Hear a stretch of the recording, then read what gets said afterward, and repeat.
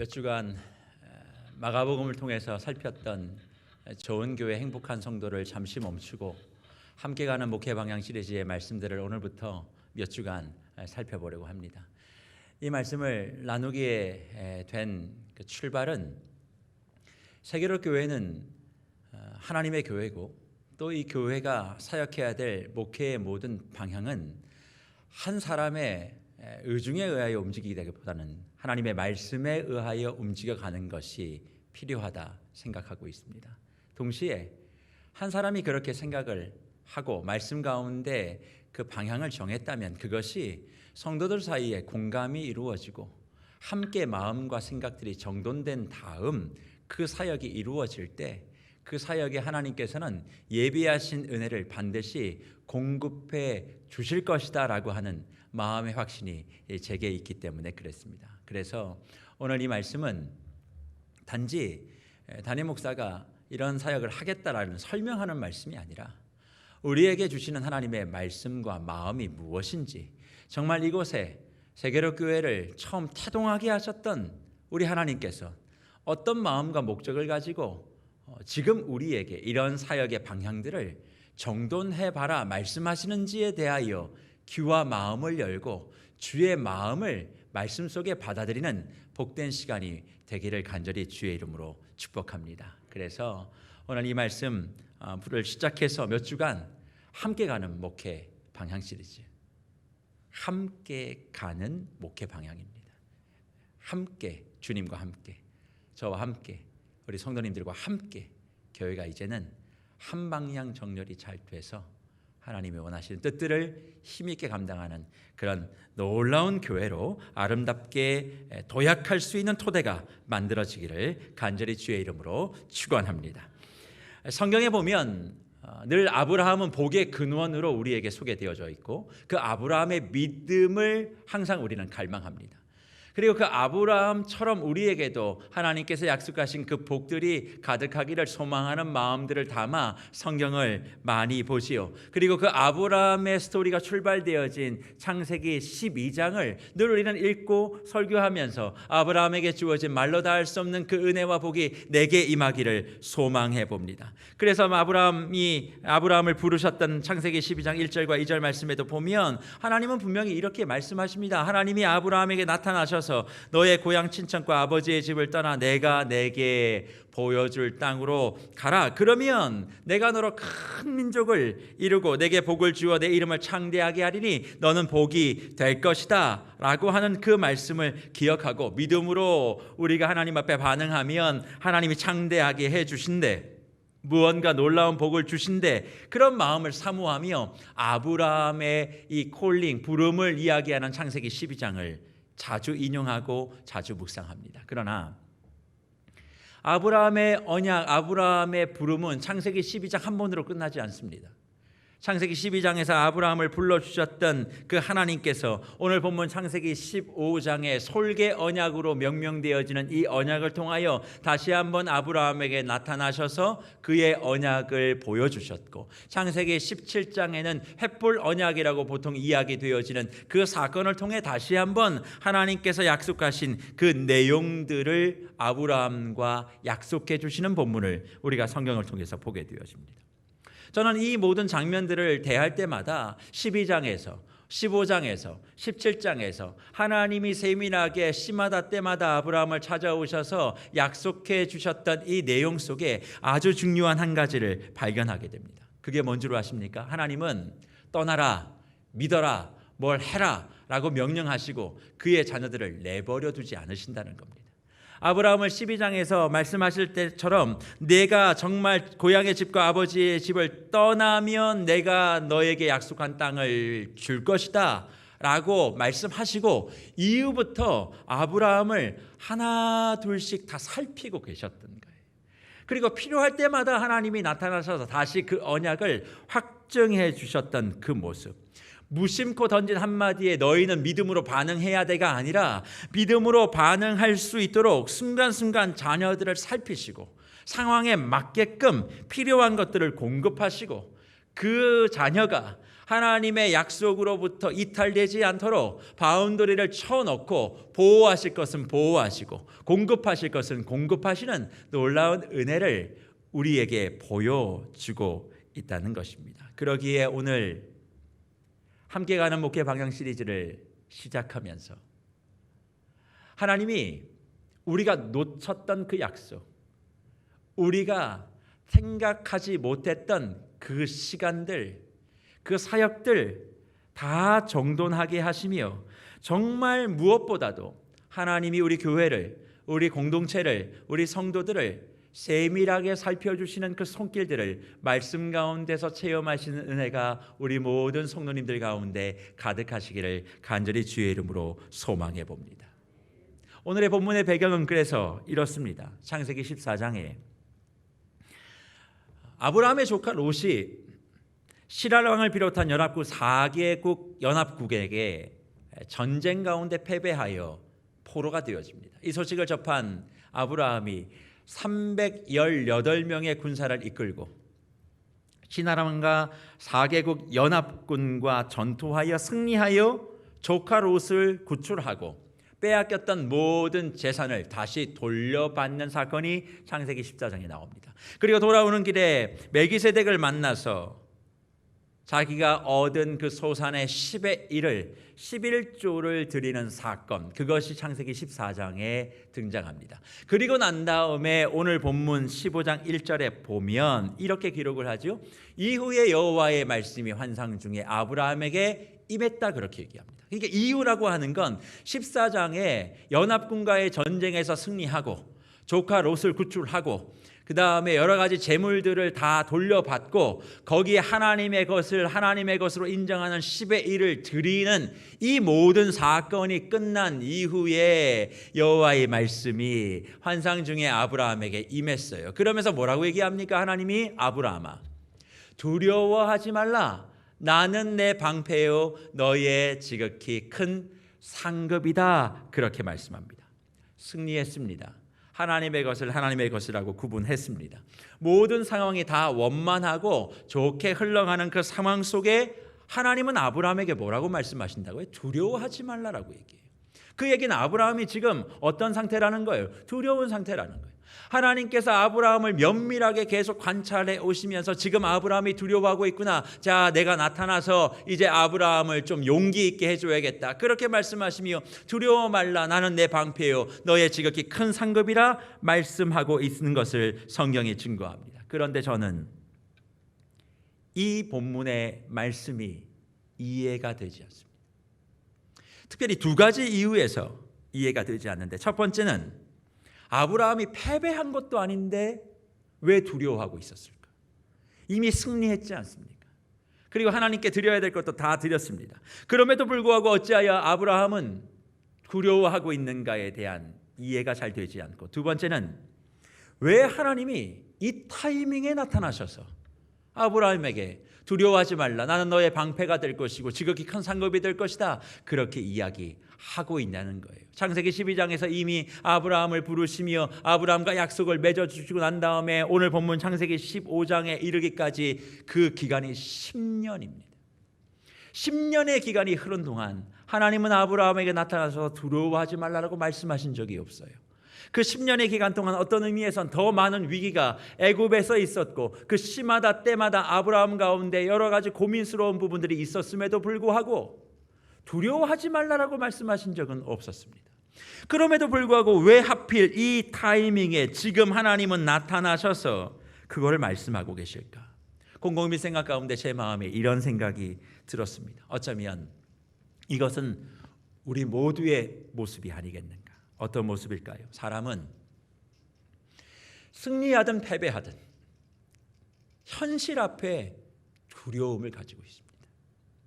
내가 지금 이겼지만 다음에 또 이길 것에 대한 보장이 없기 때문에 항상 사람은 두려워요.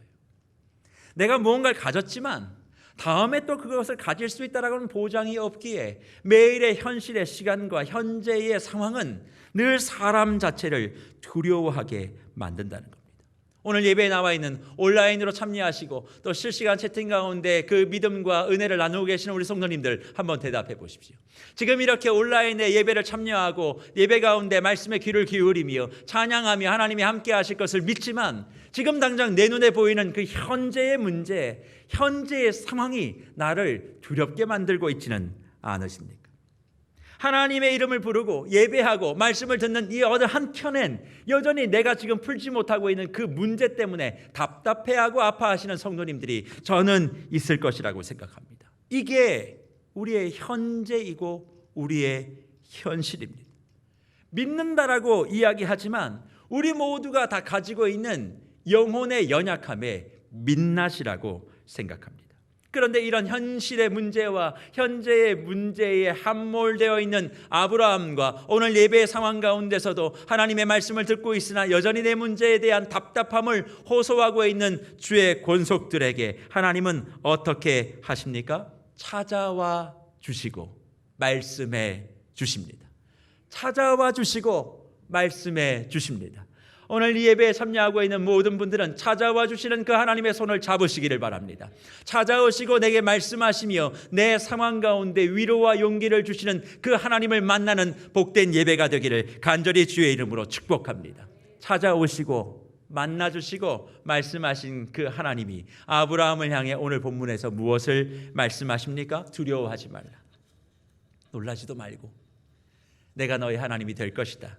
그것을 말씀하시는 거예요. 그런데 오늘 본문은 좀 더 구체적으로 하나님의 말씀을 기록합니다. 어떻게 해요? 내가 너의 방패가 되어줄게. 내가 너의 지극히 큰 상급이 되어줄게. 그렇게 말합니다. 방패가 무엇입니까? 전쟁에서 군인들이 자신의 몸을 공격으로부터 보호하는 장비가 방패입니다. 그러니까 하나님께서는 지금 아브라함에게 내가 방패가 되어줄게, 방어막이 되어줄게 말씀하시는 거예요. 그러면 아브라함의 근원적인 두려움이 무엇인지를 방패라는 단어를 통해서 알 수 있어요.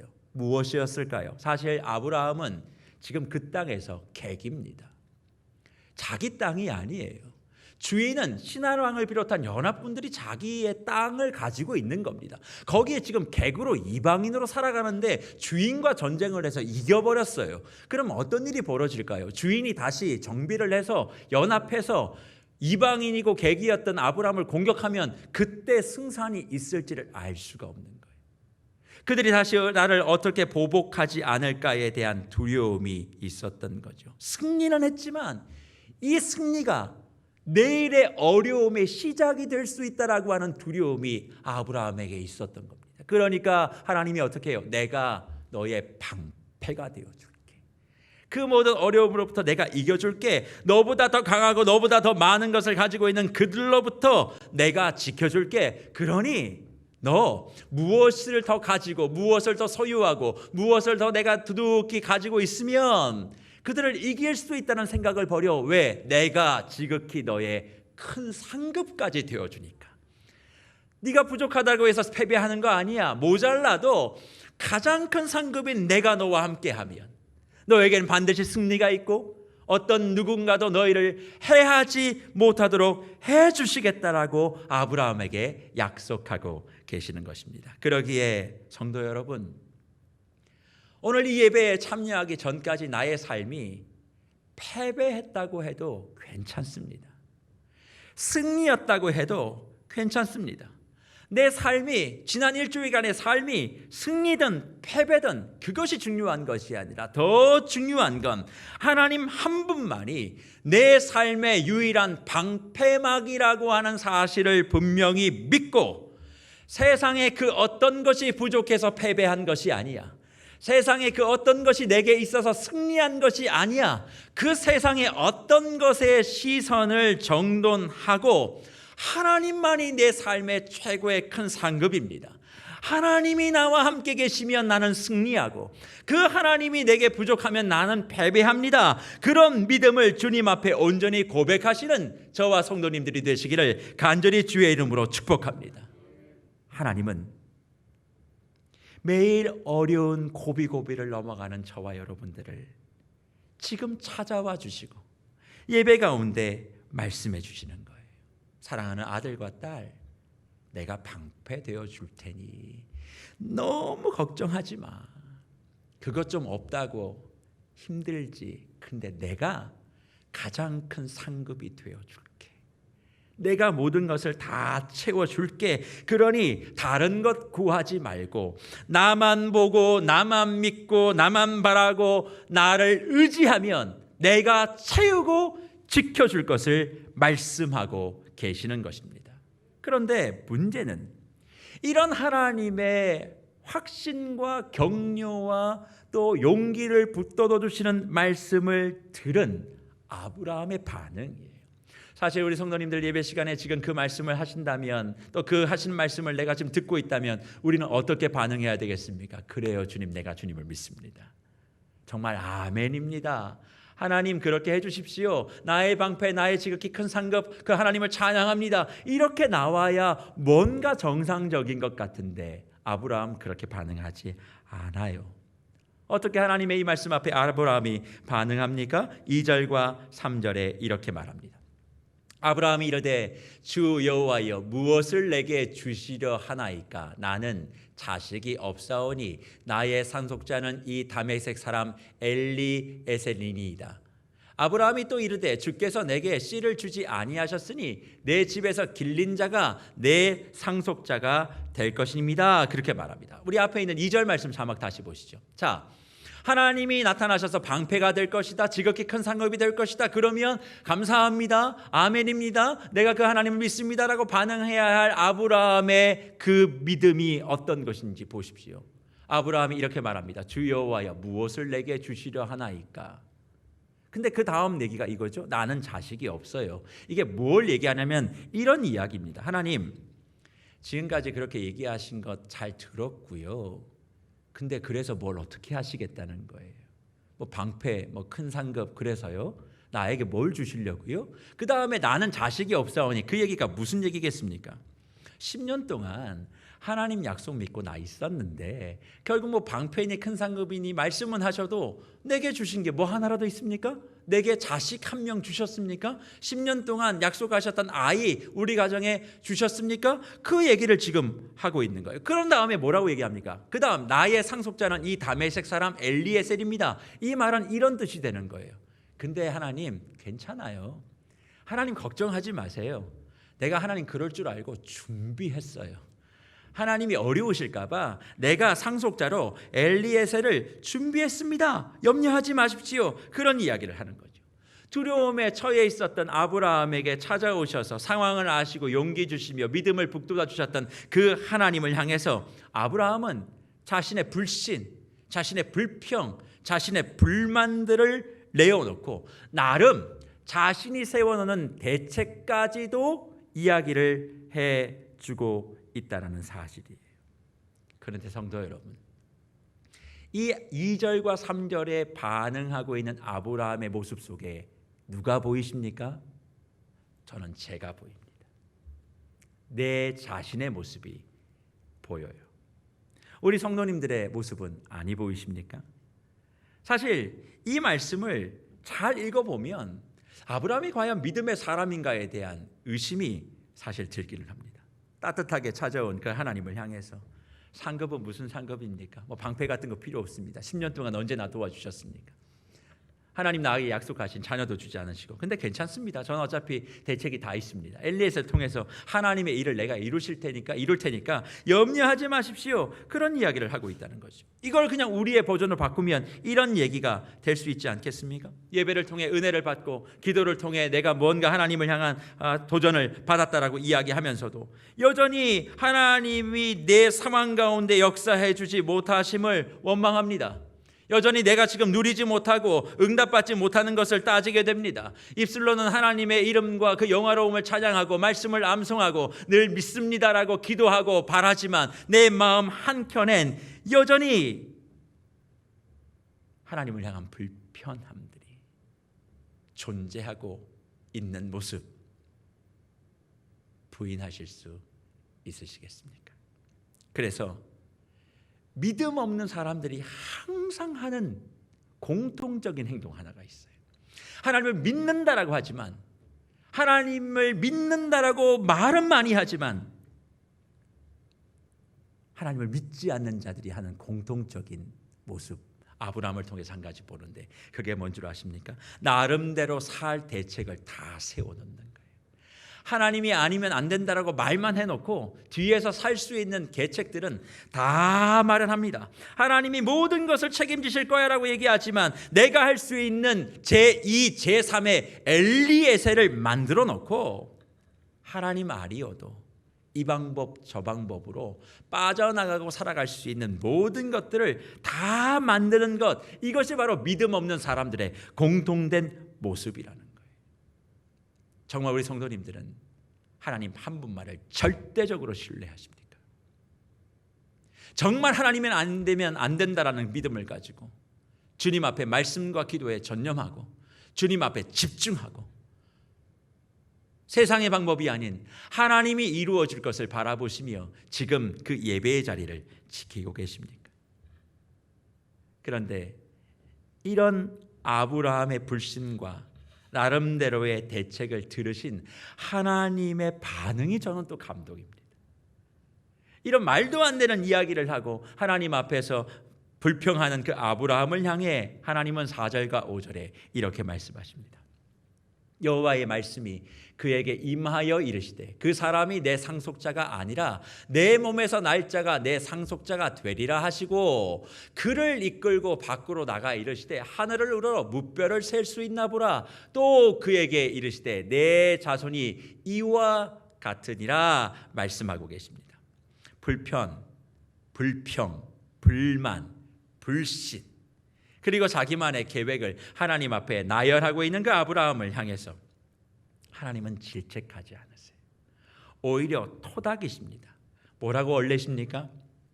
아브라함, 엘리에셀을 통해서는 상속자가 나오지 않아. 걔는 아니야. 내가 너에게 주어진 그 상속자를 통해서만 하나님께서 이루신 그 약속들을 이루어 갈 거야 말씀하시고 어깨를 톡톡 치시며 우리 한번 밖으로 나가보자. 밖으로 나가서 저 하늘을 한번 바라봐라. 정말 자신의 현재의 삶에 시선을 맞추고 있던 그 아브라함의 시선을 다시 한번 저 하늘로 향하게 하시며 하늘에 수많은 별무리가 보이지? 내 몸에서 난 한 사람을 통해 저 무별과도 같은 찬란하고 광대한 하나님의 자녀를 역사를 이루어가겠다 그렇게 말씀하세요. 저는 그런데 이 하나님의 아브라함을 달래가시는 그 모습을 통해 한 가지 위로를 받습니다. 하나님은 그의 자녀의 부족함과 믿음 없음을 책망하기보단 그를 위로하고 다독여 믿음 있는 자로 세워가신다는 거예요. 그러니까 하나님은 우리를 세워가시는 게 목적이에요. 조금 못한다고 내팽개치고 버리는 게 아니라 어떻게든 얼레고 어떻게든 보여주고 때론 경고도 하시며 하나님은 무너뜨리기 위하여 우리를 택하신 것이 아니라 우리를 어떻게든 세워가시려고. 그러니까 지금 내 안에 믿음이 없어도 하나님 보실 땐 괜찮은 거예요. 내가 좀 부족해도 하나님 보실 땐 괜찮은 거예요. 왜요? 그 사람을 세워가고 그 교회를 하나님께서 만들어가고 든든하게 이끌어가시는 그 모든 것은 하나님이 하실 일이기 때문에 그렇습니다. 그러기에 지금의 눈에 보이는 건 좀 부족해 보여도 하나님을 향한 믿음과 하나님을 향한 신뢰만 있으면 어떤 사람도 인생 가운데 포기될 수 없으며 어떤 사역도 의미 없는 사역은 없으며 어떤 교회도 보잘것없는 교회는 이 세상 가운데 없는 줄 믿으시기를 바랍니다. 그래서 하나님은 이런 분이세요. 우리의 약점, 나의 부족함, 이런 것들을 잘 빚어가시고 세워가시며 완전한 길로 이끌어가시는 분. 그러니 포기하지 않으시면 돼요.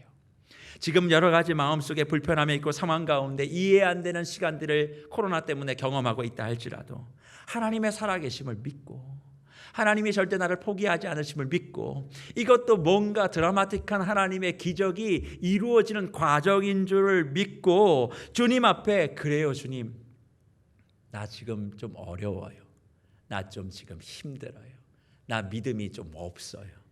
하나님, 나를 좀 불쌍히 여겨주세요라고 솔직하게 나의 모자람을 이야기하면 아브라함에게 찾아오셔서 말씀하시고 어깨 위에 손을 올리시고 저 하늘을 같이 보자 말씀하시는 그 하나님의 놀랍고 따사로운 섬김이 오늘 이 시간 예배에 참석하고 있는 저와 여러분들, 온라인으로 참여하는 모든 분들에게도 동일하게 임하여 하나님이 원하시는 그 자리에 저와 가정과 우리 교회를 우뚝 세워 주실 것입니다. 그런데 성도 여러분, 이런 하나님의 마음이 담긴 4절과 5절 말씀 가운데 저는 두 개의 단어를 좀 집중해보고 주의 말씀을 살피고 함께 가는 목회의 방향을 이 말씀을 통해 찾아보기를 소망합니다. 그 단어는 무별이라고 하는 단어와 자손이라고 하는 단어입니다. 하나님의 약속이 이렇게 성취될 것을 보여주시면서 그 의미를 담아 하늘의 무수한 별무리, 곧 우리말로 무별이라고 하는 것을 보여주셨습니다. 지금 도시에서는 하늘의 별을 보기가 참 쉽지 않지만 레온 사인이 다 꺼져 있는 한가한 시골 어딘만 가도 하늘에서 별이 쏟아질 것만 같은 그런 것들을 보신 분들이 계실 겁니다. 창세기 15장의 시대는 어떠하다고 생각했습니까? 지금과 비할 수 없는, 말할 수 없는 빽빽히 박혀있는 그 밤하늘의 별을 보여주시면서 너의 자손이 이렇게 될 것이야 약속해 주신 거예요. 그런데 문맥적으로 보면 수많은 무별이라고 하면 그 뒤에 자손들이라고 하는 복수가 붙어야 정상인데 성경은 무별은 복수로 쓰고 자손은 단수로 이야기하고 있다는 겁니다. 그러면 왜 하나님은 자손들이라고 말하지 않고 자손이라고 말씀했을까? 그러면 그 자손은 우리가 잘 알고 있는 아브라함의 아들인 이삭을 이야기하는 것인가? 누구를 이야기하신 것인가? 여러 가지 해석들이 나올 수 있습니다. 그런데 이것을 이미 알고 있었던 사도 바울을 통해 갈라디아 편지를 통해 이 본문의 의미가 무엇인지를 우리에게 해석해 둔 구절이 있습니다. 그게 갈라디아서 3장 16절의 말씀이에요. 이렇게 기록되어 있습니다. 이 약속들은 아브라함과 그 자손에게 하신 것인데 여럿을 가리켜 그 자손들이라 하지 않으시고 오직 한 사람을 가리켜 내 자손이라 하셨으니 곧 그리스도라 그렇게 말씀합니다. 창세기 15장 6절에서 나오는 자손이 누구라고요? 오직 한 사람을 가리켜 내 자손이라 하셨으니 누굽니까? 그리스도 예수님인 것을 말씀합니다. 그러니 하나님은 아브라함에게 무별을 보여주시면서 누구를 보라고 하신 거냐면 예수 그리스도를 보라고 한 거예요. 예수 그리스도의 그 한 사람의 생명의 빛, 진리의 빛, 사랑의 빛을 통하여 놀라운 별 무리를 너의 자손들을 통해 이루어 갈 것을 말씀해 주고 계시는 것입니다. 그러니 아브라함 언약의 첫 출발은 스스로 빛을 내시는 북극성 되시는 예수 그리스도임을 성경이 구약과 신약 속에 말씀하고 있는 거죠. 변함없는 진리의 빛, 영광의 빛, 찬송의 빛, 사랑의 빛을 머금고 계시는 그 예수 그리스도, 그 하나의 별이 출발되어져서 그 별의 빛을 머금은 그리스도 예수의 사람들, 그 사람들이 별무리를 이루고 그 별무리를 통하여 하나님의 나라를 완성시켜 가겠다라고 하는 그 의미가 오늘 창세기 15장의 무별과 자손에게 담겨져 있는 것입니다. 그러기에 사랑하는 성도 여러분, 이 세상을 환히 비칠 수 있는 것은 예수 그리스도밖에 없습니다. 예수 그리스도의 진리와 예수의 사랑과 예수의 섬김과 예수의 희생과 예수 그리스도의 말씀의 빛이 아니고서는 어떠한 어둠을 환하게 밝힐 수 있는 것은 세상 가운데 존재하지 않는 것입니다. 그러니 이미 창세기 12장에서 창세기 15장에서 창세기 17장에서 하나님은 예수의 빛을 아브라함에게 보여주셨고 예수 그리스도의 생명과 치유와 능력의 기적이 그때부터 지금까지 코로나 시대를 지나고 있는 지금 이 순간까지도 비추어지기를 원하고 계시는 것입니다. 그런데 문제는 하나님의 그 마음과 그 언약이 말씀 속에 있음에도 불구하고 예수를 믿는다라고 하는 저와 여러분들이 예수의 복음을 증거한다라고 하는 이 땅의 교회가 예수의 생명과 복음과 사랑과 진리의 빛을 머금고 비춰내는 뭇별이 되어야 할 터인데, 예수 그리스도의 빛을 비추기보다는 사람의 빛을 비추고, 예수의 말씀이 비춰보기보다는 사람의 이름이 비추어지는 그런 섬김과 그런 복음의 증거함이 되다 보니 우리 일상 가운데 어둠이 환히 비춰지는 그런 역사들이 일어나지 않고 있다는 것입니다. 내가 가지고 있는 능력, 재능, 무언가를 통하여 이 땅이 비춰지는 것이 아니라 예수의 빛을 머금은 그 한 사람이, 예수의 빛을 머금은 그 한 사람들이 모인 별의 무리가 온 세상을 환하게 비추어내는 것인데, 그것을 감당하는 교회들이, 그것을 감당하는 예수 믿는 사람들이 별로 없기에 어쩌면 이 세상이 끊임없이 흑암 가운데서 허덕이고 있는 것은 아닐까 고민해 봅니다. 그러면 도대체 어떻게 우리가 예수의 생명의 빛, 사랑의 빛, 진리의 빛, 말씀의 빛, 성령의 빛을 내 마음속에 머금고 그것을 비추어 낼 수 있을까요?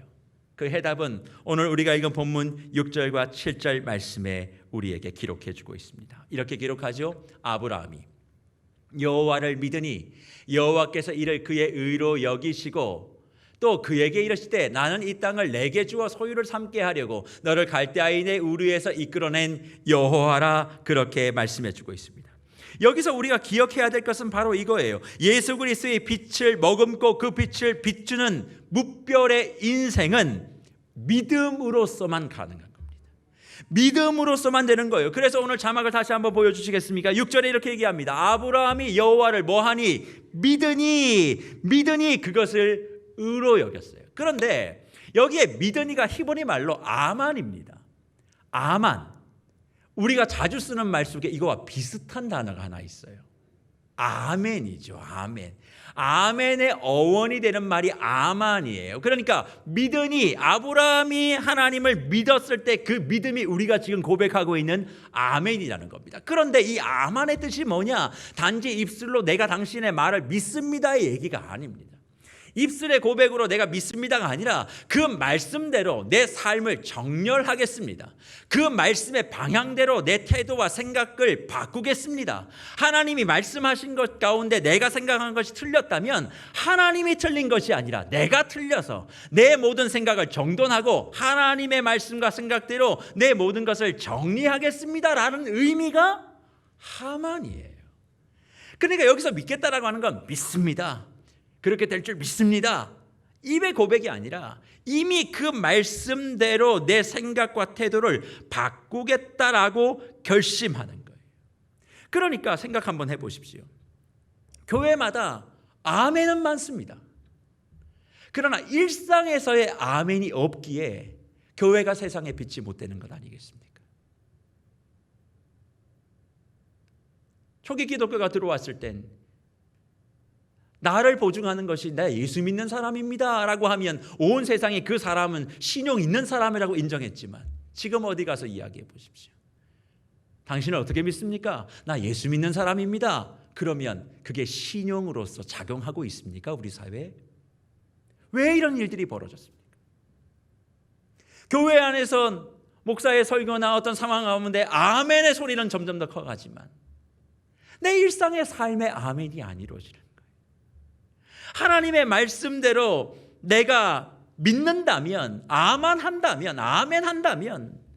그것이 돌이켜 그 말씀대로 작동이 되어야 하는데, 교회 안에서는 아멘이지만 세상에서는 노멘인 거예요. 내가 원하는 삶을 살기를 원하는 거죠. 내가 빛나는 삶을 살기를 원하는 거죠. 예수의 빛을 머금고 그 빛을 비춰내려면 내가 희생해야 될 게 너무 많은 거예요. 그게 싫은 거예요. 왜 이름도 없이 빛도 없이 내가 살아야 돼? 내가 이렇게 수고했는데 누가 나를 알아줘야지.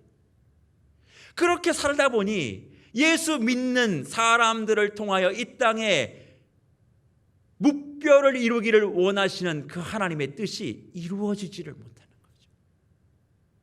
그러니 교회마다 예수의 이름과 예수의 영광이 드러나는 것이 아니라 사람의 이름과 사람의 능력만이 자꾸 이야기되다 보니 교회가 교회다움을 잃어버리고 있는 것은 아니겠습니까? 그러니 저는 내년도 사역을 준비하고 하나님께서 원하시는 세계로 교회의 목회를 어떻게 성도님들과 함께 갈 수 있을까를 고민하며 말씀 앞에 묵상하다가 이런 생각을 하게 되었습니다. 내년부터 우리 교회는 예수 그리스도의 생명과 사랑과 진리를 비추어내는 무별되는 교회, 사람의 생각과 사람의 유익과 사람의 즐거움이 아니라 예수 그리스도의 그 사랑과 예수 그리스도 복음이 주는 그 기쁨을 세상 가운데 지역 가운데 펼쳐내는 무별되는 교회를 지향하며 새로운 사역을 출항해 보려고 합니다. 지금까지 세계로 교회가 어떤 사역을 진행해 왔는지 그것은 이제 중요하지 않습니다.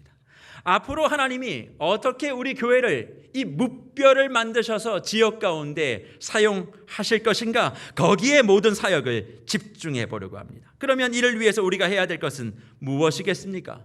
오늘 이 말씀에 참여하며 이 말씀을 듣고 세계로 교회의 신앙의 멤버십을 가지고 있는 모든 주의 성도들은 이제 하나님의 말씀 앞에 예수 그리스도의 사랑을 머금은 그 하나의 믿음의 별이 되어 주셔야 한다는 사실입니다. 이를 위해서 많은 것을 기도하며 장로님들과 의논하고 있습니다만 우선적으로는 지금까지 우리가 해왔던 공동체 모임을 새롭게 구성해 보려고 합니다. 지금까지 야고보와 마르다 공동체는 이제는 해피 시니어 모임으로 업그레이드를 해서 그 모임을 진행해 가려고 합니다.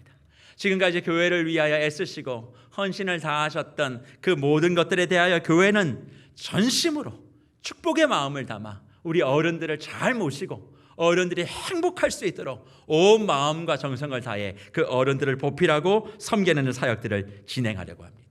일주일에 한 번 수요일 오전에는 코로나가 맞춰지면 우리 야고보 마르다 공동체의 모든 분들이 다 교회에 오셔서 대공동체 모임을 진행하고 그 공동체 모임이 끝나면 무별로 다 흩어져서 공동체별 모임을 가지려고 합니다. 그리고 베드로와 또 마리아와 바울과 루디아 공동체는 지역을 중심으로 재편하려고 합니다. 그러다 보면 오랜 생활 신앙생활 했던 분들과 떨어질 수 있는 일들이 벌어질 수 있고 조금 더 익숙한 것보다는 조금 더 불편함을 감수해야 되는 일들이 우리 가운데 있을 수 있습니다. 또 어떤 분의 인도자에 대하여 이러쿵저러쿵 이야기가 될 수 있는 많은 것들이 예상이 되어집니다.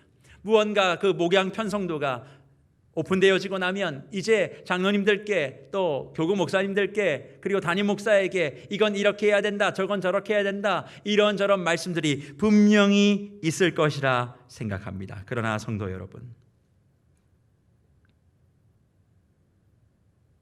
내가 어디 공동체에 누구와 함께 편성이 되든 나는 이제 하나님의 묵별이다. 그 공동체에 내가 예수의 빛을 비추기 위하여 주님이 나를 거기에 보내셨다. 하나의 믿음의 빛으로 거기에 보낸 것이지 나하고 편한 사람하고 교제하라고 거기 보낸 건 아니다. 내가 좀 믿음이 약한 자가 있다면 내가 이제는 섬김의 빛 되어 그들을 좀 이끌어 보겠노라. 세계로 교회 안에서 겉돌고 있는 성도들이 있다면 그들이 은혜의 주류 안으로 들어올 수 있도록 내가 은혜의 길잡이, 믿음의 길잡이, 그런 길잡이로서의 별 역할을 감당하겠다. 그런 마음들을 가지고 서 계셔야만 합니다. 어떤 자리에 내가 서 있든 이제 하나님께서 내게 속해 있는 그 공동체를, 그 교구를 하나님의 묵별로 만들어 보라고 나를 보내셨구나라고 하는 믿음의 태도를 가지고 그 내용을 아멘으로 받아가시는 우리 모든 성도님들이 되시기를 간절히 주의 이름으로 축복합니다. 그럴 때 우리 안에서 그 빛이 먼저 머금어지고 발하여질 때 가정과 세상과 직장을 향해서 우리가 하나님의 묵별로서의 사역을 감당할 수 있지 않겠습니까? 내가 먼저 예수의 그 사랑을 머금고 그 사랑을 우리 교회 안에서, 교구 안에서, 공동체 안에서 나누게 되어질 때에 그것이 하나 둘 쌓여서 온 세상을 비추게 되지 않겠습니까? 그러니 내년도 새롭게 편성되어지는 목양 교구에 대하여 부정적인 생각, 말은 잠시 은혜 아래 덮어두시고 편성표를 딱 받으시면 주님, 어디든 내가 하나님의 영광의 빛을 잘 비추는 믿음의 별 되겠습니다. 내 하나의 믿음의 별로 우리 공동체 무별 만들겠습니다. 그런 믿음의 태도를 가지고 오늘 기도하며 연말에 여러 가지 사역들을 잘 준비해 주실 때 2021년도 새롭게 시작할 세계로 교회의 무별 사역은 어디든 하나님의 영광과 뜻들을 나타내고 주님이 원하시는 귀한 그 사랑의 빛을 가정과 지역 가운데 반드시 드러내는 교회로 쓰이게 될 줄 믿습니다. 더불어 말씀 한 가지 더 드립니다. 이번 주 금요일 성탄 예배가 있습니다. 코로나 때문에 이 예배를 어떻게 드려야 될지 많이 고민하며 기도하는 가운데 정부의 방역의 수칙은 철저하게 지키고 들어올 때 체온을 체크하고 마스크를 다 착용하고 한 건물당 20명 내외 참석하는 그 모든 내용 지키고 사회적 거리두기 다 거기서 지키면서 성탄절 예배를 드리려고 합니다. 그런데 이번 예배는 온라인으로 드리고 또 20명 내외 안에서 현장 예배도 드리지만 더불어 드라이브인 크리스마스 월십, 우리 교회의 주차장이 구획으로 보면 81대를 주차할 수 있습니다. 그런데 이중 주차까지 다 포함하면 100대를 주차할 수 있다라고 하는 판단이 섰습니다. 그래서 한 번도 경험하지 못하는 이 코로나 시대에 성탄 예배를 어떻게 해야 될까? 가족별로 주차장에 오셔서 차량 안에서 함께 온라인으로 예배하는 시간들을 가져보려고 합니다. 참여하는 분들에게 따뜻한 아메리카노 커피도 제공해드리고 핫팩도 드리고 신년 달력도 드리고 마스크도 드리고 여러 가지 귀여운 성탄의 선물들을 다 준비해서 온 가족이 그 예배에 참여할 수 있도록, 그래서 그 예배에 참여해서 다른 것을 하는 것이 아니라 성탄의 주인공은 예수 그리스도예요. 우리가 무엇을 하고 즐거운 시간을 갖는 게 중요한 것이 아니라 주인공 되신 예수 그리스도가 이 땅에 오셔서 비추고자 했던 그 빛이 무엇인지 성탄 예배에 가족들과 함께 참여하며 그곳에서 확인하고 예배가 끝나면 주차되어 있었으니까 어떻게 가면 됩니까? 이제 세상을 향해서 빛을 비추러 가자는 의미로 운전을 하셔서 각자의 집으로 또 각자의 주어진 현장으로 달려가서 그 빛을 비추어낼 수 있는 가정사역의 연장선까지 생각을 하고 25일 날 성탄 예배를 같이 드리려고 합니다. 함께 가족들과 잘 상의해 보시고 아마 오늘 오후에 문자가 갈 겁니다. 문자를 가면 100가정만 먼저 신청을 받아요. 제 생각에는 모든 성도들이 다 오실 것 같아서 혼잡할 것 같아가지고 신청을 받으려고 합니다. 100가정만 먼저 딱 받고 그리고 그 가정들이 신청이 완료가 되면 준비해 주십시오. 무얼? 우리 가정이 어떻게 무별될 수 있을까? 그런 의논들, 그런 아이디어들, 가족 회의도 좀 해보시고 이번 성탄 연말에 어떻게 우리가 무별로서 코로나 가운데 어려움에 있는 처한 일들을 잘 이겨낼 수 있을까? 그런 마음을 담아서 예쁘게 만들어진 성탄절 헌금에 거기에 마음을 담고 여러 가지 하나님 앞에서 정말 연말을 어떻게 준비해야 될지, 내년에 우리 가정과 교회가 어떻게 무별로서의 사역을 감당할 수 있을지 마음을 모아 성탄 예배에 참여해 주시기를 간곡하게 부탁을 드립니다. 그래서 오늘 저는 이 말씀을 이렇게 결론을 맺기를 소망합니다. 하나님은 저와 여러분들을 끝까지 책임지시고 우리의 길들을 인도해 주실 것입니다. 그런데 그 인도함이 내 것이 되기 위해선 하나님이 우리에게 바라시는 건 딱 한 가지예요. 믿음의 태도예요. 지금의 현실에 두려워할 것이 아니라 하나님이 나의 방파가 됨을, 내 삶의 가장 지극히 큰 상급이 됨을 믿음의 태도를 가지고 아멘하는, 지금 내가 가지고 있는 제2, 제3의 엘리에셀은 정리하셔야만 합니다. 오직 하나님만이 모든 것을 할 수 있습니다. 그렇게 믿음으로 반응하게 되어질 때에 내가 들었던 오늘의 말씀이, 내가 불렀던 그 찬양이, 내가 흘렸던 그 기도의 눈물이 내 영혼에 맑고 환한 빛으로 비춰지게 될 것이고, 그렇게 예수의 빛이 내 영혼 가운데 비춰지게 되어지는 그 믿음의 한두 사람이 모여진 세계로 교회를 통하여 하나님께서는 놀라운 열방 가운데 그 무별의 사역을 감당하게 하실 것입니다. 그래서 세계로 교회가 내년부터 지향하는 함께하는 목회는 예수 그리스도의 온전한 제자 되어 하나님 나라의 무별되는 공동체라고 방향을 잡고, 주님 이제 온전한 예수 되기 위하여 하나님의 나라를 먼저 생각하며 우리가 생명의 빛, 진리의 빛을 교회 안에서만 아니라 가정과 지역과 온 열방 가운데 흩어지는 공동체가 되어져서 하나님의 영광을 오롯이 드러낼 수 있는 그 사역을 감당하고자 합니다. 이 일에 마음을 모아주시고 기도해 주시고 목양 편성도 받으실 때 다시 한번 부탁드릴 것은, 주여, 이 공동체에 배정하신 이유가 믿음의 태도를 통하여 이 공동체를 하나님의 아름다운 별무리로 만들라고 나를 거기에 보내신 줄 믿습니다. 마음을 모으시고 내년도부터 진행되어지는 모든 세계로 교회 무별 사역 위에 말로 다 할 수 없는 하늘의 은혜를 누리며 그 사역의 주인공으로 아름답게 자리매김하는 저와 여기에 계시는 모든 주의 성도님들이 되시기를 간절히 주의 이름으로 축원합니다.